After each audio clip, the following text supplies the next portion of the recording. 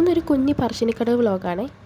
കുറേ കാലമായിട്ട് പോകണം വിചാരിക്കുന്ന ഒരു സ്ഥലമായിരുന്നു പറശ്ശിനിക്കടവ്. അങ്ങനെ ഫൈനലി ഞങ്ങൾ ഇന്ന് പോവുകയാണ് പറശ്ശിനിക്കടവിലേക്ക്. ഇതിൻ്റെ മുഴുവൻ വീഡിയോ ഞാൻ എൻ്റെ ചാനലിൽ അപ്ലോഡ് ചെയ്തിട്ടുണ്ട്. അതുപോലെ തന്നെ എൻ്റെ ഡിസ്ക്രിപ്ഷൻ ബോക്സിൽ ലിങ്ക് ഞാൻ കൊടുത്തിട്ടുണ്ട്, ഒന്ന് പോയി കാണണേ. അതുപോലെ എൻ്റെ ചാനലൊന്ന് സബ്സ്ക്രൈബും ചെയ്തേക്കുക. എൻ്റെ വീട് പാലക്കാട് ആയതുകൊണ്ട് തന്നെ ഞങ്ങൾ ട്രെയിനിലാണ് കേട്ടോ കണ്ണൂരിലോട്ട് പോയത്.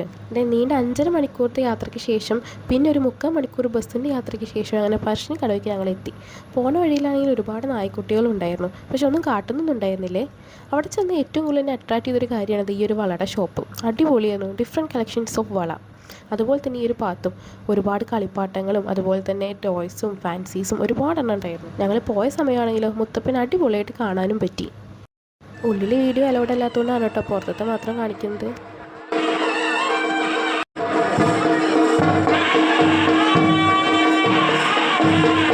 ഇത്രയും ദൂരം പോയ സ്ഥിതിക്ക് പിന്നെ ബോട്ടിൽ കയറാണ്ട് എങ്ങനെയാണ് വരിക?